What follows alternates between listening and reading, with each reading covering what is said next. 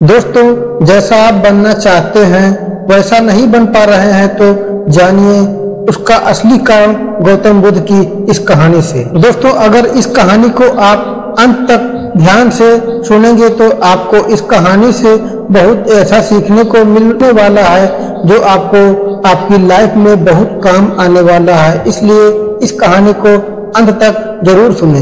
दोस्तों, आज आपके पास जो कुछ भी है वह इसलिए नहीं है कि आपकी किस्मत में इतना ही लिखा था या फिर आपकी किस्मत ही खराब है, बल्कि वो इसलिए है क्योंकि आप इतना ही डिजर्व करते हैं।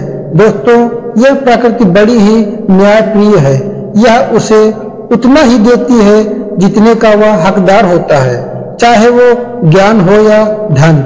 अभी आपके पास उतना ही है जितने की आपका हकदार है, लेकिन अगर आपको इससे भी ज्यादा चाहिए तो आपको उसके काबिल बनना होगा। दोस्तों, ऐसा कौन सा गुण है जो आपको काबिल बनाता है? क्या आप उस गुण के बारे में जानना चाहते हैं? अगर आप जानना चाहते हैं तो आप गौतम बुद्ध के जीवन की इस कहानी को अंत तक ध्यान से सुनिए।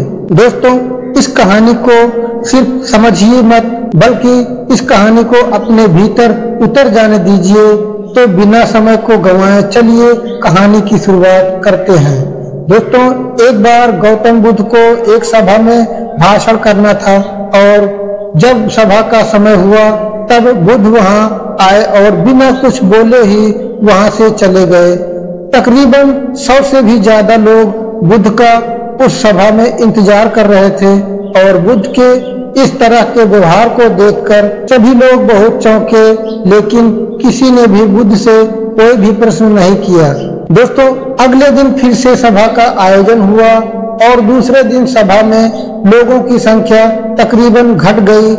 इस बार तकरीबन 80 लोग सभा में बैठे हुए थे। बुद्ध सभा में आए, लेकिन इस बार भी बुद्ध ने वही किया, यानी बुद्ध इस बार भी आए और बिना कुछ बोले ही वहां से चले गए। लोग दोबारा से चौंके, लेकिन किसी ने भी बुद्ध से प्रश्न नहीं किया। अगले दिन सभा का आयोजन फिर से किया, लेकिन इस बार सभा में लोगों की संख्या और घट गई। इस बार सभा में केवल 50 लोग ही आए हुए थे। बुद्ध सभा में फिर से आए और उन्होंने इधर उधर देखा और बिना कुछ बोले ही सभा से चले गए। उसके बाद कुछ लोग क्रोधित भी हुए क्योंकि लोगों ने अपना काम छोड़ कर आए हुए थे, लेकिन किसी ने भी बुद्ध से कोई प्रश्न नहीं किया। अगले दिन फिर से सभा का आयोजन हुआ।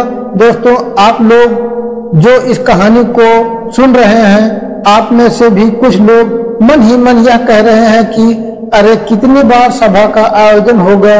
और आप लोगों को भी इस कहानी को सुनते वक्त रिएक्शन होना शुरू होगा, और जिन जिन लोगों को भी अभी रिएक्शन होनी शुरू हो गई है उन लोगों को तो यह कहानी बड़े ध्यान से समझना चाहिए, क्योंकि यह कहानी आपके लिए ही है। अगले दिन फिर से सभा का आयोजन हुआ, लेकिन इस बार सभा की संख्या और घट गई थी, यानी इस बार सभा में सिर्फ 30 लोग ही थे।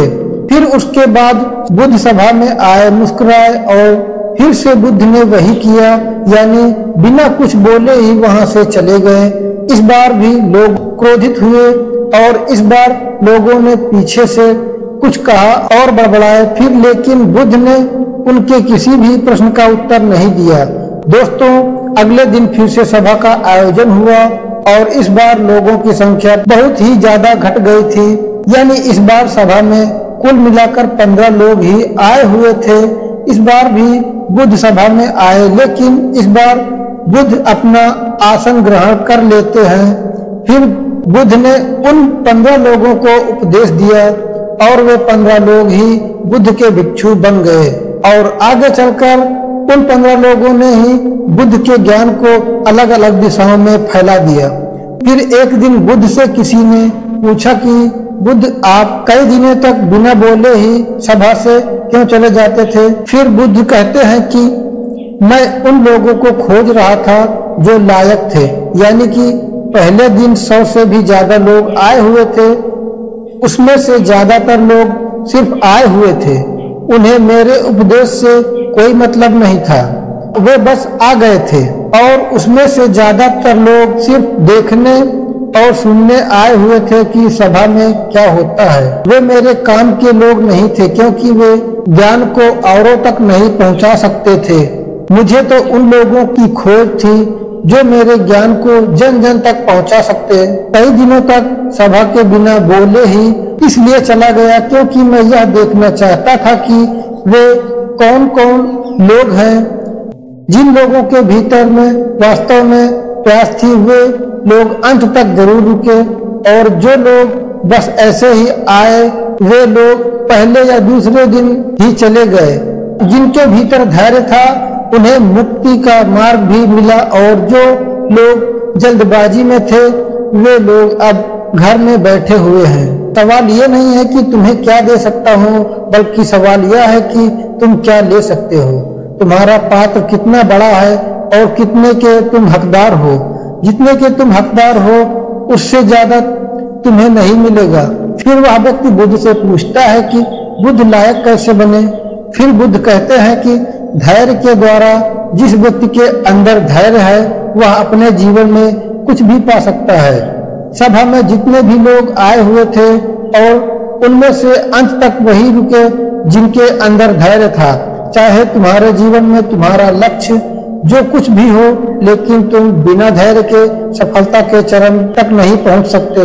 फिर वह व्यक्ति बुद्ध से पूछता है कि व्यक्ति अपने भीतर के धैर्य को कैसे बढ़ाए।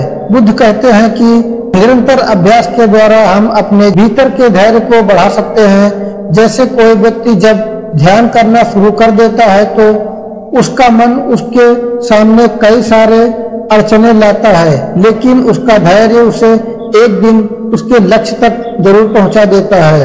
फिर वह व्यक्ति बुद्ध से कहता है कि मैं समझ गया बुद्ध, मैं समझ गया, यानी मुझे धैर्य के साथ निरंतर अभ्यास करने की आवश्यकता है।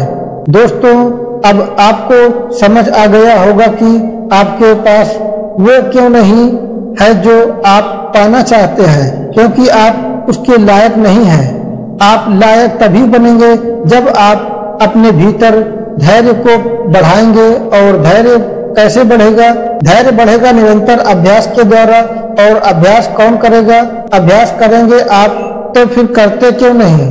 दोस्तों, खुद से ईमानदारी के साथ एक प्रश्न जरूर पूछिए, जो आप भविष्य में बनना चाहते हैं उसके लिए क्या आप धैर्य के साथ कर्म कर रहे हैं? दोस्तों, अगर यह उत्तर नहीं है तो आपकी असफलता के लिए जिम्मेदार आप खुद होंगे। दोस्तों, आज की यह गौतम बुद्ध की शिक्षाप्रद कहानी आपको बहुत ही पसंद आई होगी। अगर पसंद आई है तो वीडियो को लाइक करें, शेयर करें और सब्सक्राइब करें।